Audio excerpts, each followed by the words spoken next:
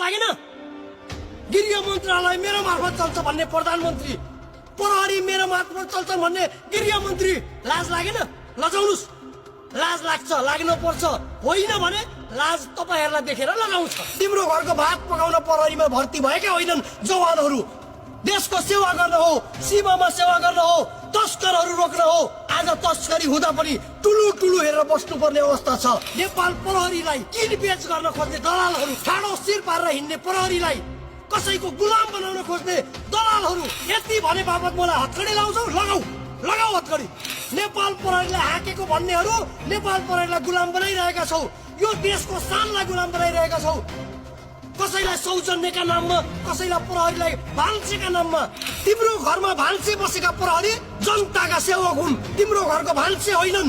नेपाल सरकार, गृह मन्त्रालय, समृद्धिका कुरा गर्ने प्रधानमन्त्री, लाज मान्नुस्, लाज। गृह मन्त्रालयको मातहतमा रहेको प्रहरी चौकीमा कुनै एउटा व्यक्तिको नाम हुनु हुँदैन।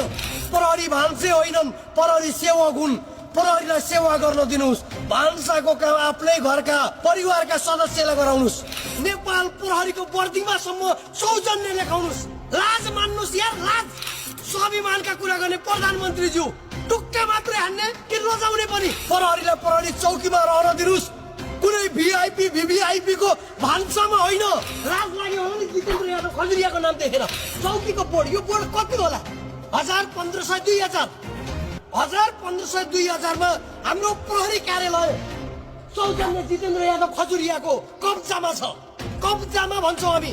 यदि कसैलाई सौजन्य गर्न मन लागेको छ भने नाम लेखाउने होइन, सौजन्य गर्ने हो। सुरक्षा थ्रेड काम गर्नेलाई हुन्छ, काम गरेको कुनै नेता देखिँदैन। त्यसैले कुनै नेतालाई सुरक्षा थ्रेड छैन। प्रहरी भात पकाउनका लागि होइनन्, देशको सेवा गर्नका लागि हुन्।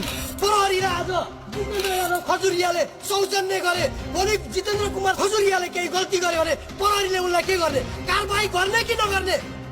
जितेन्द्र कुमार खजुरियाको चौकी हो यो कि नेपाल सरकारको चौकी हो? स्वाभिमानका कुरा। तपाईहरूको कारणले नेपाल प्रहरीको शिर लुकेको छ। तपाईहरूको कारणले। प्रहरीलाई कसैको घरमा भान्से नबनाउनुस्। प्रहरीको आवश्यकता बोर्डरमा छ, प्रहरी चौकीमा छ। प्रहरीलाई प्रहरी चौकीमा रहन दिनुस्, कुनै भिआइपी भिभिआइपी को भान्सामा होइन। प्रहरी कहाँ छन्? हामी भन्छौँ तपाईलाई प्रहरी कहाँ छन्? प्रहरी छन् भिभिआइपीहरूको सेवामा, भिआइपीहरूको सेवामा। पूर्व प्रहरीको घरमा भान्सामा, भिआइपी को भान्सामा। प्रहरी चाहियो प्रहरी चौकीमा, सीमामा। नेपाल सरकारले प्रहरीको